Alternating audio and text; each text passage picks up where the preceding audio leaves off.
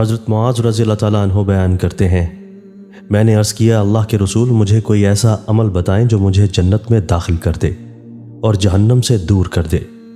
آپ صلی اللہ علیہ وآلہ وسلم نے فرمایا، تم نے ایک بہت بڑی بات کے متعلق پوچھا ہے، لیکن وہ ایسے شخص کے لیے آسان ہے جس پر اللہ تعالیٰ اسے آسان فرما دے۔ تم اللہ کی عبادت کرو اور اس کے ساتھ کسی کو شریک نہ بناؤ، نماز قائم کرو، زکوٰۃ ادا کرو، رمضان کے روزے رکھو اور بیت اللہ کا حج کرو۔ پھر فرمایا، کیا میں تمہیں ابواب خیر کے متعلق نہ بتاؤں؟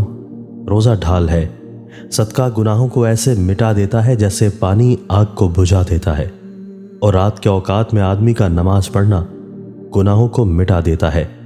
پھر آپ نے سورہ سجدہ کی آیت تلاوت فرمائی، ان کے پہلو بستروں سے دور رہتے ہیں، حتیٰ کہ آپ نے وہ عمل کیا کرتے تھے تک تلاوت مکمل فرمائی۔ پھر آپ صلی اللہ علیہ وآلہ وسلم نے فرمایا، کیا میں تمہیں دین کی بنیاد، اس کے ستون اور اس کی چوٹی کے متعلق نہ بتاؤں؟ میں نے عرض کیا، کیوں نہیں اللہ کے رسول، ضرور بتائیں۔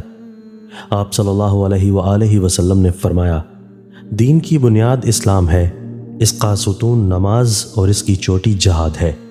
پھر فرمایا، کیا میں تمہیں ان سب سے بڑی چیز کے متعلق نہ بتاؤں؟ میں نے عرض کیا، کیوں نہیں اللہ کے نبی، ضرور بتائیں۔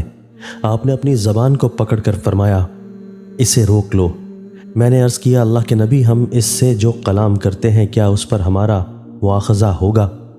آپ صلی اللہ علیہ وآلہ وسلم نے فرمایا، معاذ، تیری ماں تجھے گم پائے، لوگوں کو ان کی زبانوں کی کاٹ ہی ان کے چہروں یا نتنوں کے بل جہنم میں گرائے گی۔